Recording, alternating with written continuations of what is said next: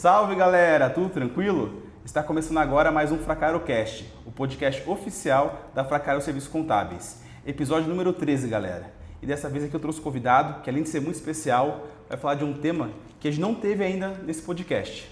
A gente falou sobre empreendedorismo, sobre trabalho, sobre mercado de trabalho de modo geral, mas sempre no Brasil, na nossa realidade aqui.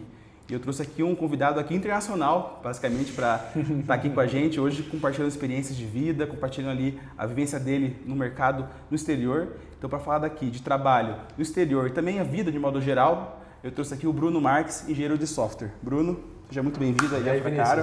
Obrigado. Prazer estar aqui. Foi difícil conciliar a agenda, né? Porque foi difícil. Mora um pouco longe daqui, né? Foi difícil, cara. Não é tão fácil.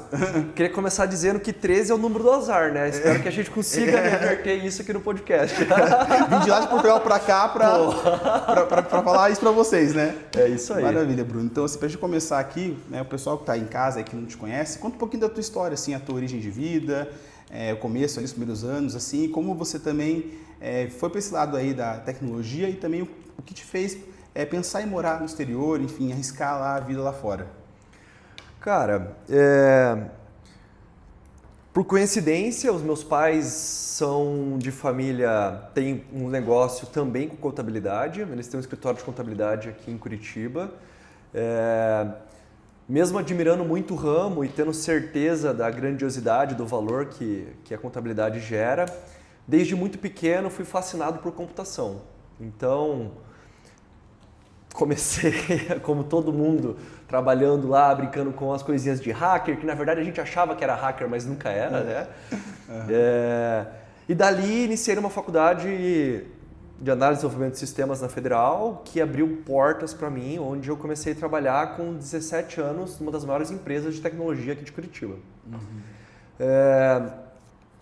Comecei como estagiário, lembro até hoje o meu salário, acho que dava para pagar 3 Ubers aqui em Curitiba. Triste, né? Triste. Mas todo mundo começa assim, não tem, né, cara? Todo mundo começa assim e eu acho que a empresa me alavancou, me ensinou tudo o que eu precisava, me mentorou e me deu todas as oportunidades. Fui de estagiário a um gerente sênior nessa empresa e foi bem nesse momento que eu estagnei na carreira, onde eu vi morar fora do exterior seria uma forma de alavancar esse ganho, essa experiência e etc. Cara, e aqui estou. Me mudei para fora do país, hoje moro em Lisboa, mas antes de Lisboa morei na Itália, morei na Espanha e por conta do clima e por conta das similaridades com o Brasil, para mim, Portugal tem sido incrível. Entendi. Bacana, cara. É isso, né? Chegou no momento que você entendeu, poxa, preciso dar um passo adiante e esse passo não era aqui no país, né? Era fora daqui, né? Maravilha. Isso. E assim, quando você chegou ali na Europa, de modo geral, ali Portugal ou Itália, o que te deu assim, aquele choque cultural? Que foi uma coisa que você, tipo, nossa, isso aqui me mostrou, não estou mais na minha terra, assim. O que foi esse estalo, assim? Cara, essa é uma boa pergunta porque eu tenho conversado muito com a minha esposa sobre isso. Acho que depois de 4 anos morando fora do país e vivenciando e de fato morando em diversas regiões e conhecendo outras demais, eu posso afirmar, me perdoe portugueses, mas o grande choque cultural, na minha opinião, é a forma com que o europeu lida com as situações. O europeu, de forma geral, posso citar aqui os alemães, posso citar aqui os portugueses, eles são muito estruturados, então eles não têm a necessidade de criar relações. Uhum. Então, quando você trabalha numa área de liderança, como é o meu caso, o comportamento do brasileiro é, de fato, estruturar o seu feedback quando passa por uma situação complicada, é estruturar o seu feedback, é buscar as melhores palavras para se comunicar, é você pensar em como o outro vai receber. Por um outro lado, trazendo aqui a resposta do meu maior choque cultural, os europeus são muito diretos. Então, você não fez isso, por que você não fez isso? Não, você deveria ter feito, está aqui. Ele não mede muito esforços para te trazer o feedback. O que depende muito do ponto de vista, o que é negativo ou não. Para mim, que fui um líder aqui no Brasil e que sempre me preocupei em medir as palavras, trabalhar com o europeu foi esse grande choque cultural, onde no meu primeiro tropeço era um feedback direto, olhando nos meus olhos e muito sincero, com muita educação, sem falta de respeito. Então, é válido, na minha opinião, gera um valor, mas acho que esse é o grande choque cultural, que é ser muito direto, é apostar no estruturado, no processo que funciona dentro da companhia, e se não deu errado, eu vou te trazer o feedback e é isso. Entendi, eles são mais frios que os latinos, digamos assim. Com certeza, acho que o que tem de proximidade com o Brasil seria a Espanha. A Espanha tem um comportamento muito...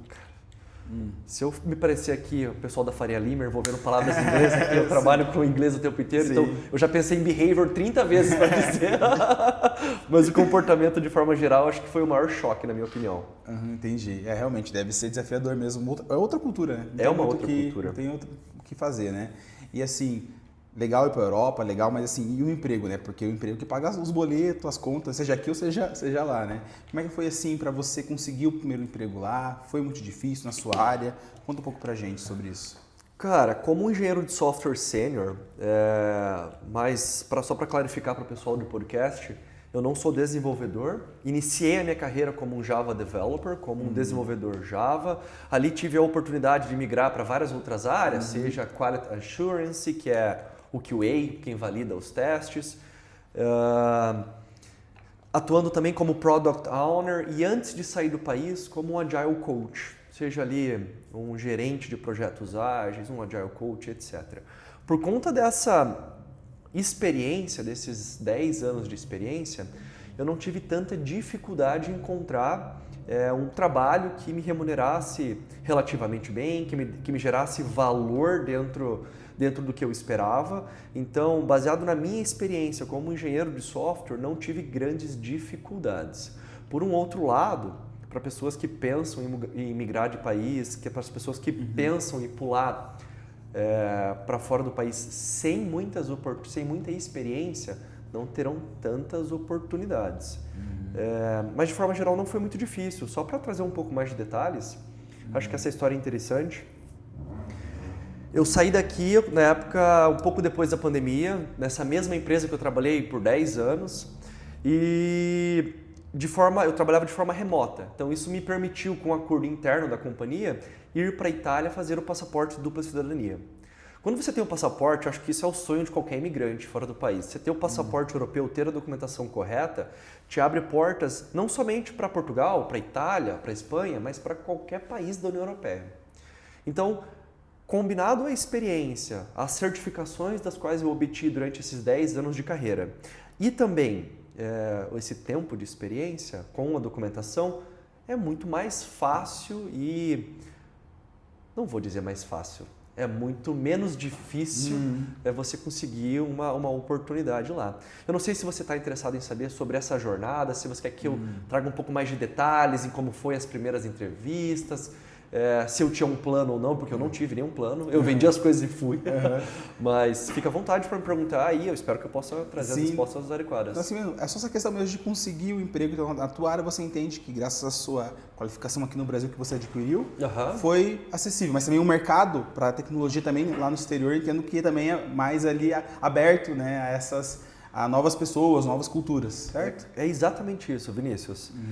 Combinado com a experiência, não obtive dificuldades, isso tudo foi através do LinkedIn, foi através, obviamente, houve um trabalho preliminar antes de conseguir essas oportunidades, onde eu precisei ajustar o LinkedIn, focar e designar para a oportunidade que eu queria. Mas uma coisa muito interessante que eu posso com certeza confirmar aqui no podcast é que isso é muito interessante porque a gente começou aqui conversando e eu trouxe sobre essa diferença cultural entre os latinos, a forma com que eles se preocupam em dar o feedback, em como eles organizam as palavras e os demais líderes da União Europeia, de forma geral. A minha atuação hoje é como um Agile Coach, então eu sou responsável por fazer com que as pessoas entendam como desenvolver softwares, como entregar softwares ágeis. E isso não quer dizer rápidos, mas sim gerando valor por cada interação. Por ser um líder brasileiro, ou vou usar o termo que você trouxe, um líder latino, eu tenho muito mais essa essas qualidades, em me preocupar com a pessoa, em trazer os pontos positivos e o jeitinho brasileiro, que nem sempre é negativo. Muitas vezes interpretamos como pontos negativos, mas Sim. nem sempre é. Então, por conta desses pontos que eu mesmo citei aqui, há uma procura muito grande por brasileiros na área que eu estou. Que legal. Eu posso confirmar, pelas mais de 6 empresas que eu passei, mais de 60% das pessoas que estavam dentro da minha atuação eram brasileiros. Que legal, cara. Aí, pessoal, você que está na área de tecnologia, tem que ir lá para a Europa. Estão precisando, estão buscando a galera lá. Que legal, cara. Não sabia. Poxa, que bom. Isso é muito interessante. Acho que é a forma do tato, é você... E não estou dizendo que os outros não têm, mas é esse jeito brasileiro de você conseguir sentar e conversar como a gente está fazendo aqui. Nem sempre é possível, nem sempre as pessoas dedicam o tempo necessário. E por já fazer parte do nosso script de criar relações, isso é um ganho imenso e que com certeza abre portas lá fora. Que legal, cara. Você vê, a gente tem às vezes aquela síndrome de vira-lata, né? Tipo, a gente valoriza o que a gente tem de bom, mas ó, lá fora o pessoal valoriza essa soft skill nossa. Essa soft skill. De relacionamento. Bacana, cara. E assim, você falou da questão do feedback ali e tudo mais também, como esse nosso jeitinho brasileiro ajuda também a gerir pessoas lá. Mas de trabalho de forma geral, assim, a rotina, a contratação ali, o formato de trabalho, né? PJ, CLT, como é que ela é? Muito diferente aqui do Brasil ou é similar, assim, a dinâmica? Olha, trazendo a experiência recente em Portugal, os modelos são muito parecidos, o que muda são as nomenclaturas. Então, o PJ lá, inicialmente, é tratado como recibos verdes, que é como se fosse um freelancer, vamos dizer assim, um PJ menos burocrático, vamos trazer dessa forma. E o CLT daqui é o CTI de lá. Então, o próprio mercado de trabalho com essas leis são muito parecidas entre o Brasil e o Portugal. Cara, você pode complementar a sua pergunta? Você trouxe um pouco ali sobre esses desafios, como que era a diferença dos dois mercados? A forma de contratação, a questão da jornada de trabalho também, se é mesmo horário, seria essas diferenças peculiares assim de cada realidade. Olha, a jornada de trabalho é muito parecida, vou trazer os termos aqui do Brasil para que fique claro, seja CLT ou PJ, a jornada de trabalho é bem tranquila, a contratação, pelo menos da área de TI, majoritariamente é pelo LinkedIn, então você tendo um LinkedIn muito bem estruturado, conseguindo destacar as informações necessárias, as certificações e etc., geralmente você é abordado. Eu sou abordado no LinkedIn semanalmente por pessoas interessadas em me alocar no cargo de liderança na Europa. E isso é devido ao que eu já mencionei, da experiência, das certificações, do tempo e etc. Olha, eu posso trazer um caso interessante onde eu trabalhei falando um pouco sobre a contratação. Até isso é muito engraçado porque a Europa prioriza muito qualidade de vida, né? Então, eu trabalhando full remoto, eu tinha os acordos com os meus chefes e eu tinha decidido ir para o Algarve, que é basicamente a parte litorânea ali do Portugal, uma parte muito linda, por incrível que pareça. E eu fui acionado através do LinkedIn para fazer uma entrevista para uma empresa de luxo europeia, alemã. E eu decidi, voltando da praia, eu olhei o LinkedIn e falei, por que não? Por que não? Essa é a coisa do brasileiro, por que não? Porque é o risco, né? Por que não arriscar? Por que não aceitar esse risco? Por que não tentar? E foi uma das entrevistas mais difíceis que eu já participei. Porque a diferença cultural e a língua. Eu costumo brincar com a minha esposa que eu sou extremamente engraçado em português. Em inglês eu sou muito formal. Então, você está trabalhando com alemães ou fazendo uma entrevista com alemães, você tem primeiro esse choque cultural e o sotaque, que também já é algo muito difícil, tanto para eles como para a gente. Tá? E durante toda essa jornada da entrevista, foi uma das entrevistas, como eu mencionei, mais difíceis pelo fato de não ser aquele script que muitas vezes a gente vê em empresas por aí. Eram desafios, eram challenges, eram assim, você como uma liderança está passando por um conflito interno entre 2 colaboradores. Tecnicamente, quais são as suas ações? Transcreva o script. E assim que eu terminava, ele falava, tá, mas não é bem por aí. Porque nessa empresa funciona de uma outra forma. Então, durante a entrevista, além de não seguir um script e trazer muitos challenges ou muitos desafios, você é muito testado. Pelo menos eu fui muito testado. Onde a minha resposta não era o suficiente, a não ser que eu contra-argumentasse. E é o que eu sempre fazia. Na minha opinião, mais uma característica do brasileiro que está tentando ganhar a vida lá fora. Não, peraí. Ela não é...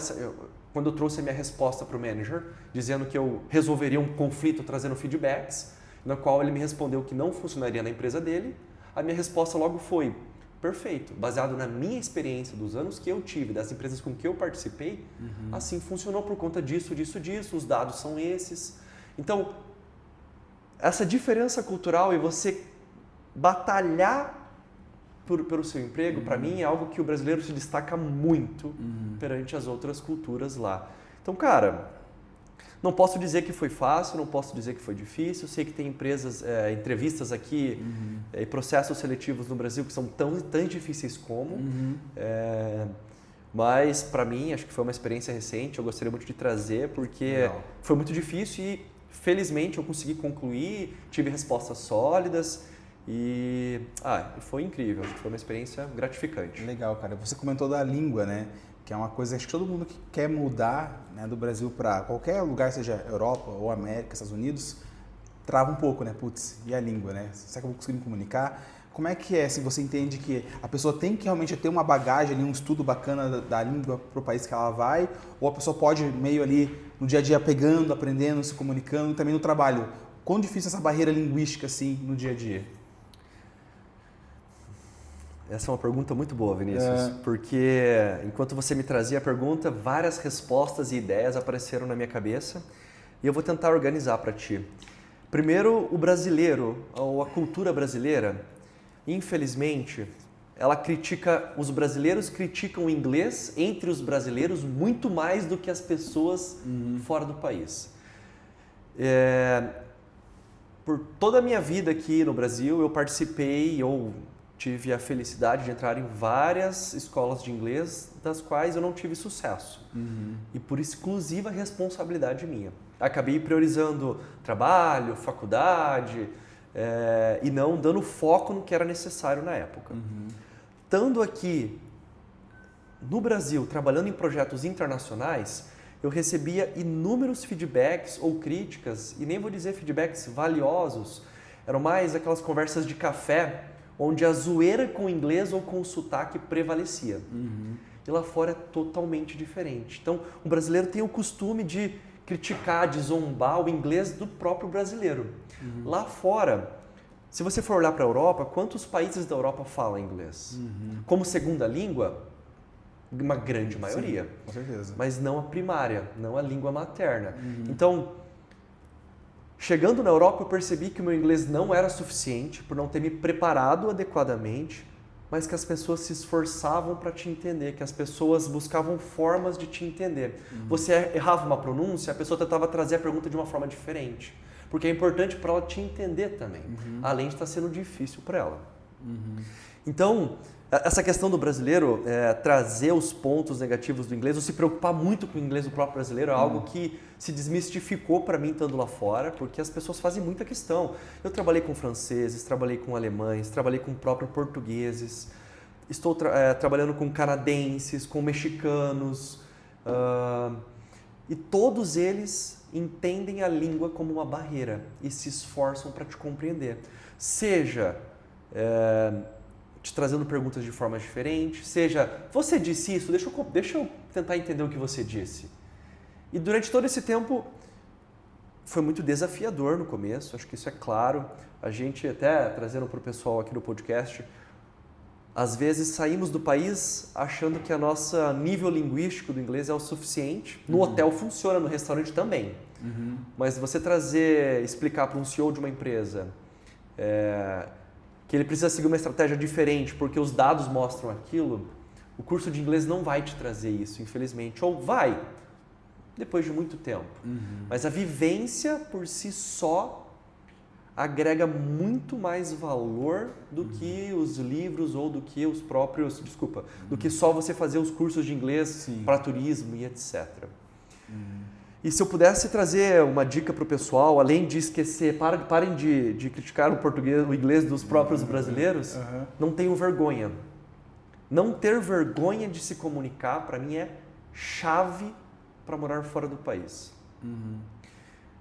Nos meus primeiros 2 anos, eu senti dificuldade, inclusive, para entender os próprios portugueses. A gente costuma brincar que é a mesma língua. Sim. É o português? Lá eles falam diferente. Lá eles falam português e eles dizem que nós falamos brasileiro. Mas é um jeitinho carinhoso deles trazerem essa brincadeira. Mas, de forma geral, meus primeiros 6 meses trabalhando numa das empresas portuguesas, eu não conseguia entender tudo. Só que da mesma forma que a gente trabalha entendendo o contexto no inglês, o português serve da mesma forma. Então você entende o contexto e com o contexto você toma as ações. Uma estratégia que eu gostava muito, além de me expor muito, é confirmar o entendimento. Você me pediu para fazer isso, correto? Exatamente. Então isso facilitou muito. Legal. Mas sem inglês, ou você vai aprender na marra lá e você vai ter um desafio de um longo tempo, mas sem inglês as portas são as oportunidades são limitadas. Praticamente, currículo é todo em inglês, as entrevistas, os próprios portugueses, quando iam me entrevistar, falavam: "Ô Bruno, como que você tá? Tudo bem? Você veio do Brasil? Legal, but now..." E já começava com o inglês. Porque as grandes consultorias estão fora de Portugal e falam inglês. Inclusive, numa empresa estatal que eu trabalhei em Portugal, grande parte das reuniões era em inglês porque os clientes eram espanhóis. Mesmo tendo essa similaridade entre o português e o espanhol, o inglês permanecia. Língua universal. Universal. E você usa para tudo. Sim. O Algarve que eu mencionei, você só fala inglês. No restaurante, você está num país português, mas se você for para o Algarve, o pessoal que já foi para o Algarve pode confirmar o que eu estou trazendo, a grande maioria das pessoas que estão atendendo, que são imigrantes como a gente, que precisam estar ali, falam inglês. Então, saber a segunda língua vai te abrir portas não só para o mercado de TI, mas para trabalhar no restaurante, para trabalhar num hotel e etc. Entendi, cara. Diferencial. Para mim, se eu pudesse ser mais objetivo, ir com inglês, seja para Portugal ou não, é crucial.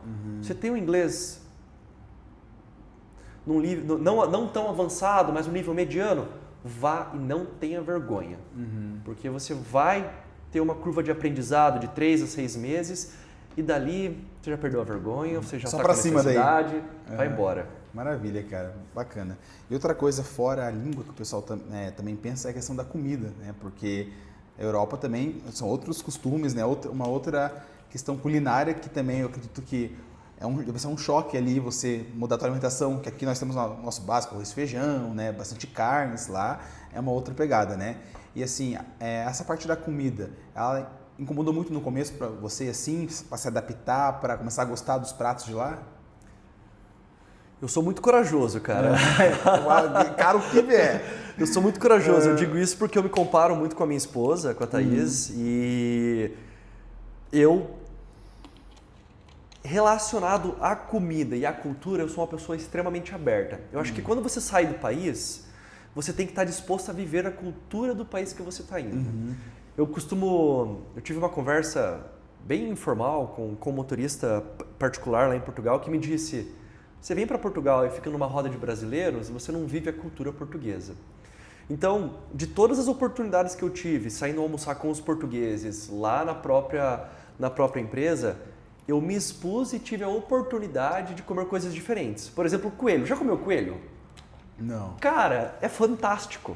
Eu fui num restaurante de bairro, vou chamar dessa forma, acho que o pessoal vai conseguir entender, próximo da companhia que eu estava, e um senhorzinho português, muito gente boa, primeiro nos trouxe pão, manteiga e óleo de azeite de oliva, de entradinha, o que para mim nunca foi comum aqui. Eu acho que quem costuma comer muito pão com azeite são os espanhóis, mas o português adquiriu essa cultura, e logo após eu vi vários cardápios diferentes. coelho na brasa, bochecha de porco, bochecha de boi, jardineira, que é como se fosse uma carne de panela com vários legumes. Então, há sim essa diferença cultural, mas se você tiver aberta, essa diferença entre os países na parte da comida, mas se você tiver aberta, não vai ser algo satisfatório, porque você vai passar a entender melhor como os portugueses comem, como eles agem, como eles vivem. E não vou dizer pra você que se tornou a minha comida favorita. Como mais, né? Não, eu gosto, eu acho que a comida é uma delícia, acho que o coelho é uma delícia, mas eu ainda sou team churrasco e cerveja. Inegociável. Inegociável. Eu posso trazer talvez um exemplo bem rápido aqui. Quando a gente viveu na Itália e quando eu tive a oportunidade de morar na Itália, numa cidade muito pequena chamada Treve, onde a região era de olivas, de azeite de oliva, majoritariamente produzindo azeite de oliva. E eu fui num restaurante subsolo, tradicionalzíssimo da cidade, e a pizza que a gente escolheu era massa, queijo e brócolis. E eu nem gosto de brócolis na pizza. E foi a melhor pizza que eu já comi. Então, sim, se você julgar pelo título da comida, ou se você julgar por que está ali sem estar disposto a experimentar a comida do país, eu acho que você vai sofrer. Mas se você está aberto a viver e respirar o ar do país que você está indo se mudar, você passa a gostar. Eu, hoje, estou há 6 meses com vontade de comer coelho no alho, na brasa, porque foi algo que me trouxe muita vontade. Estou aqui no Brasil, acho que tem 3 semanas ou 4 semanas, estou comendo churrasco todo dia? Tô. Mas quando eu voltar para lá, com certeza eu vou querer voltar no restaurante, comer aquele coelho, algo diferente, algo português, e muito bom. Legal, cara. Bacana. Aí você tem que estar mente aberta para poder abraçar as experiências, né? Poder viver o lugar que você tá. E assim, cara, outra coisa também que o pessoal tem dúvida é com relação ao custo de vida lá, né?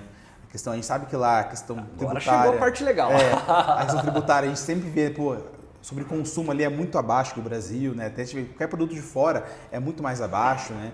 E assim, de modo geral, assim, pegando assim os rendimentos, né, ali, pode ser na tua área, né? Versus o custo de vida, né? Aluguel, locomoção, até os bens de consumo mesmo, né? Carro, enfim. É um custo de vida melhor lá do que aqui na sua visão? Ou seria algo meio parecido? Olha, eu acho que a grande diferença do Brasil para os países europeus é que na Europa você tem mais oportunidades de compra, o poder aquisitivo, eu estava procurando essa palavra. Então você consegue trocar de iPhone todo ano, mesmo ganhando um salário mínimo e meio em Portugal. Você tem a possibilidade de comprar carros mais confortáveis, com financiamentos que talvez não teriam oportunidade de comprar aqui. Então, sim, há esse poder de consumo muito maior em Portugal. Entretanto, o que não se fala por aí, que eu estou vivenciando na pele, há uma grande falta de moradia. Hoje em Lisboa, um preço médio de um apartamento reformado de 2 quartos é 1.200 euros. Sendo que a massiva população portuguesa ganha um salário mínimo, que são 900 euros. Então, eu vi inclusive um estudo recente que o português sai das casas dos pais com 34 anos. Pelo simples fato de não conseguir, com um salário mínimo ou um salário mínimo e meio, morar sozinho. Então, uma rota de fuga é procurar um quarto numa casa compartilhada. Então, a síndrome do vira-lata nosso, né, de falar, nossa, na Europa é muito mais fácil comprar um iPhone, uma Mercedes, etc. Mas não ter uma casa para você morar com a certeza de que você vai ficar nela 10, 15, 20 anos, mexe muito não só com o imigrante, mas também com o próprio português. Eu posso trazer um pouco da minha realidade, agora que eu falei de uma forma geral.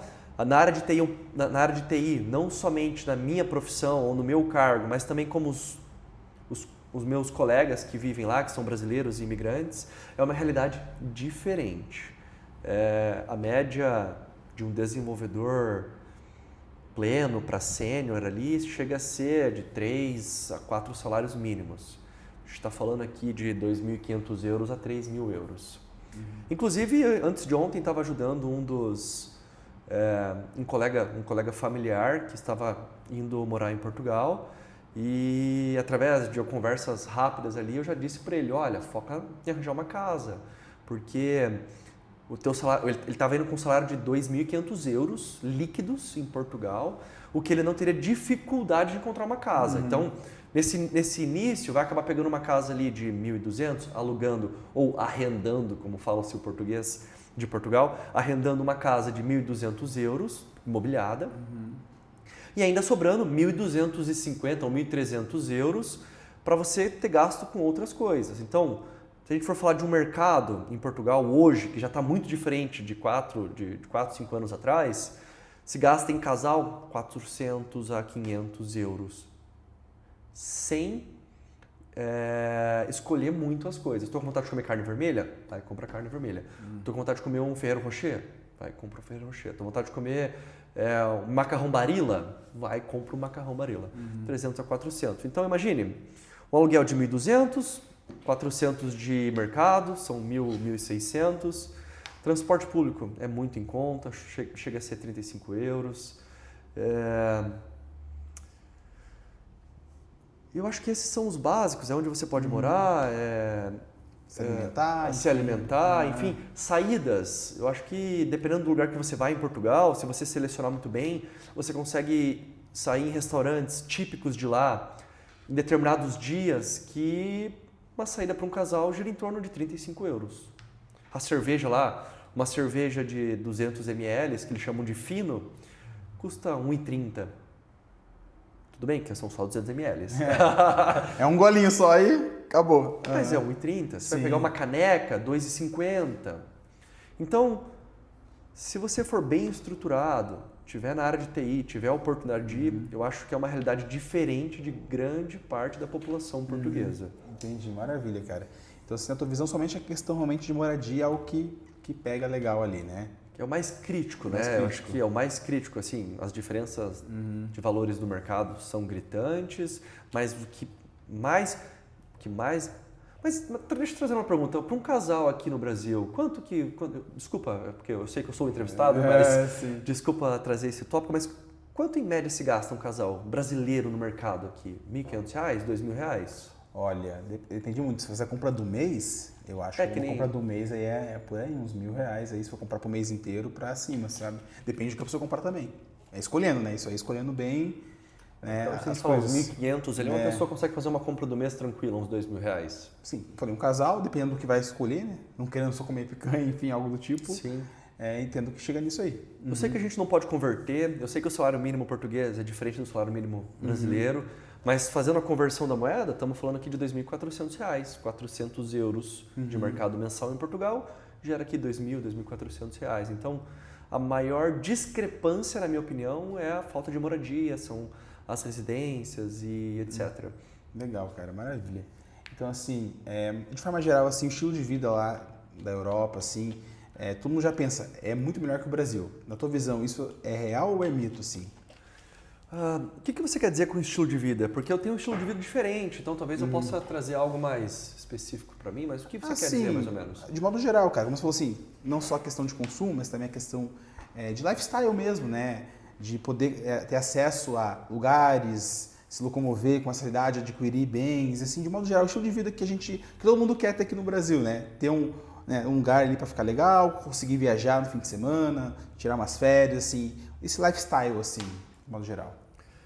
Olha, trazendo um pouco da minha experiência e das pessoas que trabalham com TI em Portugal, eu sou muito feliz com o meu lifestyle português, onde eu tenho oportunidade de, uma vez por mês, ir num restaurante mais executivo, mais chique com a minha esposa, onde praticamente todo final de semana eu tô numa praia na Costa da Caparica, surfando com o Arthur, um colega meu, ou até mesmo no inverno, dentro do mesmo país, no Portugal, nós conseguimos andar de snowboarding na Serra da Estrela, que é no norte de Portugal, numa distância de 280 quilômetros. Então, assim... Nossa, perto mesmo, hein?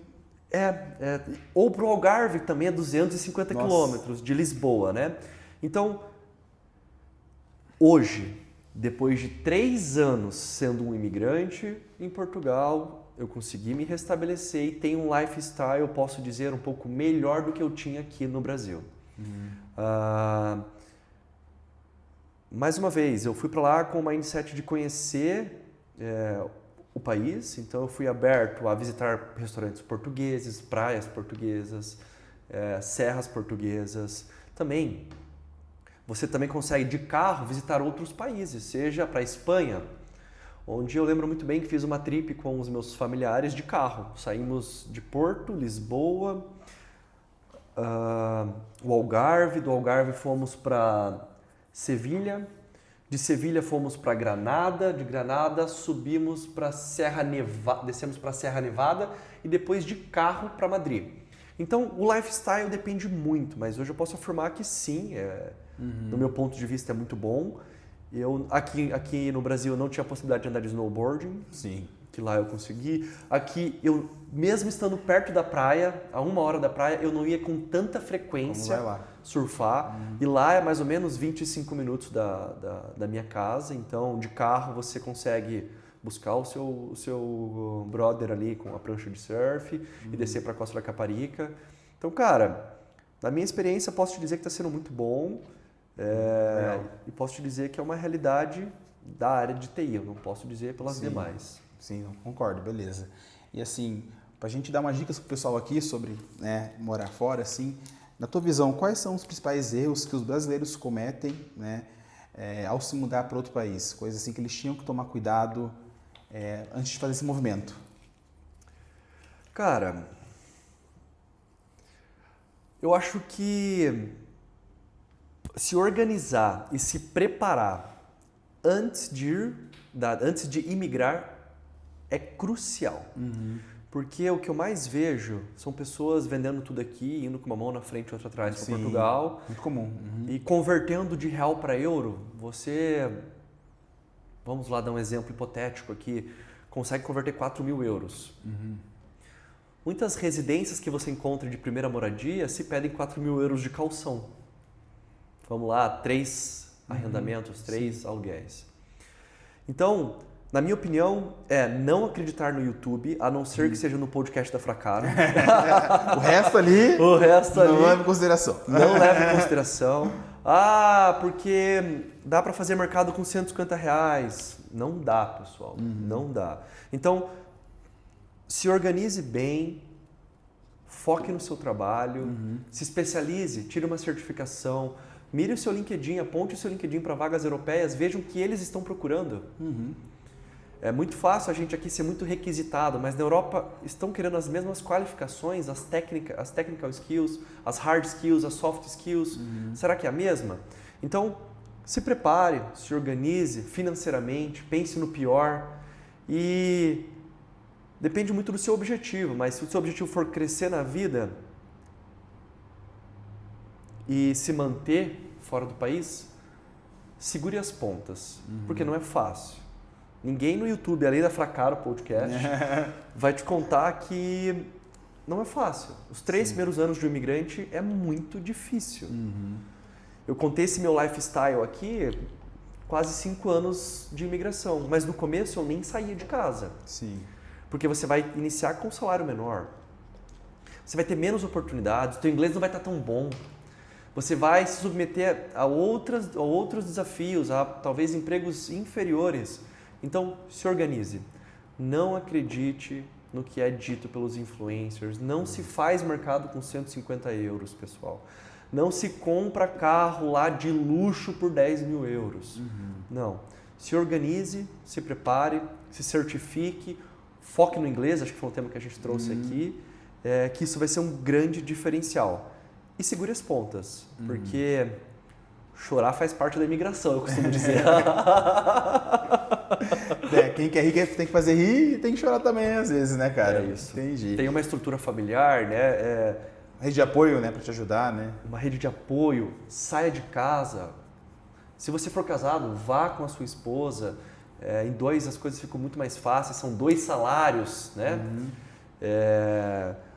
Ou até mesmo saia com amigos, procure sair de casa, porque há também um grande índice de... eu esqueci o termo. Depressão, onde as pessoas ficam depressivas, porque elas estão num momento difícil e ficam em casa. Então, buscar a rede sozinho, de apoio, né? Também demais. ligar para os seus pais aqui no Brasil, isso facilita demais, cara, demais. Entendi, beleza.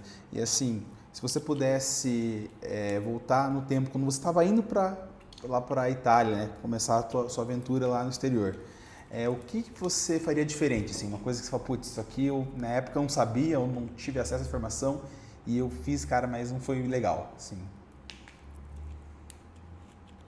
Cara, eu vou estar batendo na tecla do inglês aqui porque muitas portas se fecharam para mim porque o meu inglês não estava no nível que o meu cargo exigia. Obviamente, para uma área de TI, como eu disse, eu tenho muito contato com CEOs de companhias grandes. Então, ele tem dificuldade para te entender, não é só o oposto. Então, eu sairia daqui com o inglês avançado.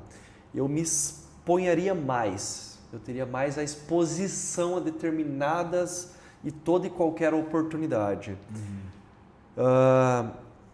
Eu acho que isso foi, a grande diferença. E a rede de amigos? Não se isole em casa, procure, não tenha o receio. Sabe aquele cara que você nunca conversou aqui em Curitiba, mas está lá em Portugal também? E você está lá, manda uma mensagem para ele. A minha amizade com o Arthur, a gente trabalhou nessa empresa aqui no Brasil por 10 anos e a gente participou de 2 reuniões juntas. Hoje a gente sai para surfar todo sábado lá em Portugal.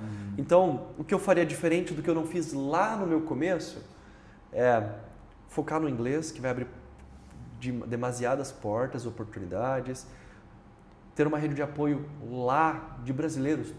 Viva a cultura portuguesa, mas tenha uma rede de apoio. Seja brasileiro, seja português, seja com a sua esposa, seja com a sua família, mantenha contato com a família daqui. Eu acho que tudo isso ajuda, porque nada adianta você ganhar em euro e estar depressivo em casa. Acho que esse é um tópico muito importante. Saúde mental é algo muito importante a ser mencionado. Conta aí, não vale a pena essa conta, né? Faça academia também, isso é muito importante. Sim, realmente, isso aí ajuda, né? Dá mais parecida, né? Sim. Legal, cara. A gente tá se caminhando pro final aqui do podcast, cara. Eu só queria fazer pra você um jogo rápido de perguntas, assim. Bicho, eu não me preparei, hein? Mas assim que é bom, né? Ao natural, lá. né? E vou te perguntar aqui, você vai respondendo assim o que vier na cabeça mesmo, sem pensar muito. Tem alguma frase que te define, assim, ou algo que uma frase que você mais gosta de ouvir ou de lembrar, assim, que te motiva? Cara, a primeira coisa que veio na minha cabeça é a persistência. Seja persistente, seja corajoso, se exponha. Quem não se expõe, não é corajoso e não persiste, não alcança os seus objetivos. Acho que o Pedro Scooby comentou num vídeo uma vez e me lembrou muito. Quem não se arrisca não deve viver o extraordinário. É isso, boa. Não, verdade, isso aí é então, realmente. se arrisque. Acho que essa é a palavra importante. Maravilha, cara. E assim, agora eu imagino que você nesse tempo de Europa já foi em vários lugares, né? Sim. E assim, desses lugares que você foi, qual que é o lugar mais legal que você conheceu?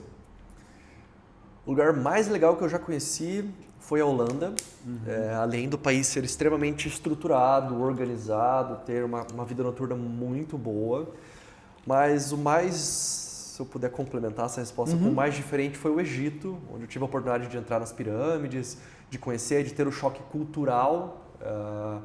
E acho que é esse. Dentre os países que eu tive, esses foram os 2 mais... Sim, que chamaram a atenção. Chamaram a atenção. Legal, cara. E assim, não sei se você já conheceu tudo lá da Europa, mas tem algum lugar que você quer conhecer? Sim, a Turquia.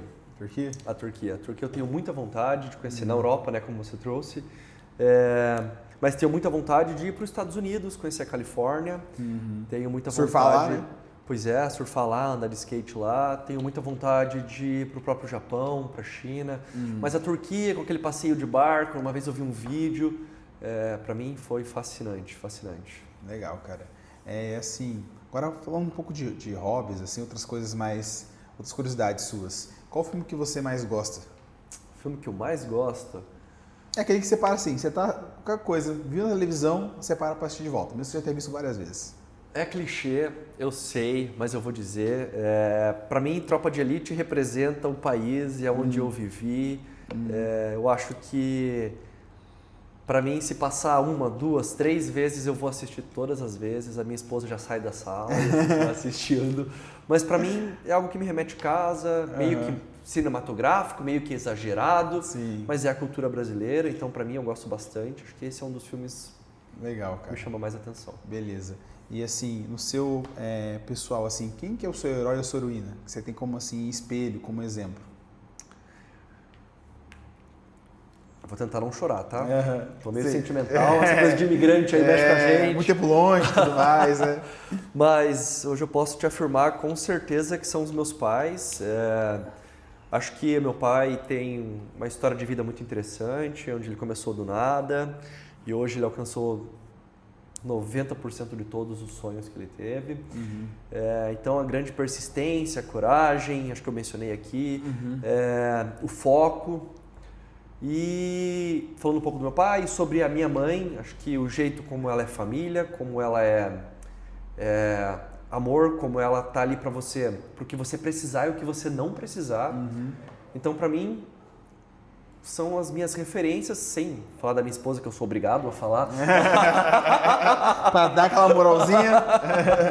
Não, e a minha esposa também, que eu costumo dizer que sem ela, lá em Portugal, nada do que a gente adquiriu, do que a gente conquistou, de onde a gente chegou seria possível, porque uma família precisa ter um equilíbrio e hoje eu encontrei esse equilíbrio nela e acho que são as minhas 3 grandes referências. Pena que ela já saiu daqui já, né? Falei tarde demais. A gente falou um pouquinho antes, cara. Ela tava aqui ouvindo tudo, agora a parte mais importante. Devia ter perguntado antes pra ela sair feliz. Isso, verdade. Acho que ela fica até o final. Que pena. Mas ela vai ver depois. Eu mando só o corte. Só o corte. Tudo que você sabe do podcast é isso aqui. É esse momento aqui. Legal, cara. E assim, hobby, acredito que o seu hobby é surfar. Né? E andar de snowboard. Surfar e andar de snowboard pra mim são as coisas que eu não praticava tanto aqui. Lá me trouxeram a adrenalina que eu precisava, o descanso que eu precisava. Eu costumo até brincar com o Arthur. Eu espero que ele veja esse vídeo, que eu já falei 3 vezes o nome dele. Vamos mandar pra ele também os cortes. Vou mandar o corte. Não há nada mais gratificante do que você passar uma semana exausto, trabalhando 10 horas por dia, e no sábado acordar às 5h30 da manhã. Eu sei que o pessoal, a audiência vai me matar, ninguém quer acordar sábado às 5h30 da manhã, mas está no outside, que é depois de onde quebra as ondas no mar. E tá sentado na prancha, com aquele nascer do sol incrível, e você tá podendo ter, vou chamar aquela resenha com o seu amigo, e falar, cara, a semana foi insana, mas rema aí que a onda tá chegando. Para mim é uma das coisas mais gratificantes. E o snow, que foi recentemente aí no último inverno, que para mim é como se fosse surfar uma onda gigante, é uma onda longa, porque a adrenalina de você descer as montanhas é como se fosse você tá pegando uma onda extensa ali. Então os 2 hobbies hoje são incríveis, que é o que eu não tive tanta oportunidade aqui no Brasil. Fazer, legal. E comida, acho que churrasco, você comentou, né? Que seria a favorita, ou é coelho? Não, cara, não. Coelho é uma comida deliciosa portuguesa, eu já mencionei, mas para mim ainda assim é um churrasco. Eu tô... Não, é churrasco, costela, não tem. Se possível dos meus pais, porque meu pai faz um churrasco fantástico. Legal, cara. E assim, fazendo uma autoavaliação sua, qual que seria a sua principal virtude e o seu principal defeito? Minha principal virtude, cara, é ter insistência. É você patinar e você conseguir mirar para o seu objetivo final e continuar firme. Isso é uma das grandes virtudes que o imigrante precisa ter, porque ele vai dar muito soco em ponta de faca no início. Então, não desistir de imediato é algo, na minha opinião, crucial. E eu passei por vários desafios lá, seja por leves discriminações e etc., mas sempre ser persistente, tendo um foco de que eu quero atingir aquele objetivo. E o meu maior defeito é ser persistente demais. Eu vou te falar isso porque às vezes a gente está sofrendo numa determinada experiência E Você tá lá, não quer largar o osso. é exatamente isso. Acho que as coisas que eu mais ouço da minha esposa quando entro em jornadas 10, 12 horas diárias, inclusive nos finais de semana, é: amor, dá um passo para trás, aí tá te fazendo mal. E eu fico muito focado no, não, eu vou atingir aquele objetivo. Eu acho que é o equilíbrio que eu mencionei dela. Eu tá Você ali vai te puxar um focado, pouquinho pro e centro, ela, né? Volta, vem pra cá, bonitão. Volta pra cá que isso é... Tá indo demais pra esse lado aí. Tá te fazendo mal. Presta atenção, dá um passo pra trás. Talvez isso venha com a maturidade dessa vida de imigrante, mas acho que eu posso te dizer esses dois Legal, pontos. então a persistência é uma faca de 2 gumes, como a gente fala, né? Muito é bom, mas é ruim. Muito Legal, bom. Tem que saber cara. o limite de tudo, né? Exatamente, cara. E fazendo assim, um túnel do tempo, voltando aí ao passado, vamos supor que você pudesse voltar e encontrar aquele Bruno lá de 10 anos atrás, que estava ali estagnado na carreira e que viu ali, começou a aspirar, ir para fora, assim, né, encarar essa jornada toda que você encarou. O que você diria para esse cara? Cara, você é muito ambicioso. Eu ia usar a palavra louco, mas eu vou trocar. Você é mais bonitinho, né? Mais bonito. Você é muito ambicioso e não desista dos seus sonhos. Mesmo que pareça que você está distante dele, uma hora você vai cruzar com o que você precisa, você vai ter as oportunidades que você precisa, abrace-as. Porque eu posso te dizer aqui, do meu fundo do meu coração, Vinícius, eu estou vivendo o sonho que eu realizei, que eu idealizei há 10 anos atrás. Que legal, eu sempre vi as pessoas surfando, andando de snow, tendo um carro legal, um conforto para a família, a possibilidade de ir para o Algarve numa quinta-feira, como aconteceu no passado. Então, não desista, cara. Eu acho que é isso. E obrigado por ter focado tanto no trabalho desde o começo da carreira, porque foi isso que abriu as portas e me deu todas as oportunidades que eu tenho até hoje. Legal. O trabalho devolve, cara. Não tem, né? Não adianta, pessoal. A sorte está do lado de quem trabalha muito. Exatamente. Quem procura acha, né, cara? Se você trabalhar, vai achar o isso. sucesso, né? Legal. E assim, pro futuro, cara, quais são os seus planos pro futuro? O que você quer almejar na carreira ainda? Você tem alguma meta aí a médio e longo prazo que você está buscando todo dia construir ela? Assim, tem alguma coisa que você quer almejar aí? Cara, sendo pessoalmente a ser pai, acho que é algo que eu venho estruturando com a minha esposa desde que a gente saiu do país, apesar de ser muito complexo devido à falta de rede de apoio que nós temos aqui no Brasil, mas é um sonho para mim. Na minha vida profissional, sim, eu tenho objetivos a médio, a curto e a longo prazo, porque na minha opinião é isso que faz você direcionar a sua carreira. E vou contar só a longo prazo, para não dar spoiler para vocês dos primeiros, mas o meu objetivo sim é ser um CEO, CTO de uma empresa, pode ser uma empresa grande ou não, pode ser a minha empresa, mas vivenciar esse desafio que na minha opinião não está tão distante. O que me falta é amadurecimento, é experiência e ser poliglota, cara. Apesar dos pesares, depois que eu virei fluente em inglês, eu já estou iniciando uma vivência no espanhol, dali acho que eu vou fazer um francês, porque isso vinculado ao trabalho, a experiência, e ter muita essa ambicidade de atingir um cargo superior, conhecer várias línguas é diferencial. Ter qualidade de vida, né? Acho que qualidade de vida não pode estar fora dos nossos objetivos. Sim. Então, acho que é isso. E conhecer o mundo, né? O que eu fui fazer lá. Não fui lá ganhar dinheiro, pessoal. Quer dizer, fui também ganhar dinheiro, mas fui, de fato, conhecer o mundo, vivenciar novas experiências. E isso é o que está acontecendo já. Conheci mais de 8 países desde então. Então, acho que é isso.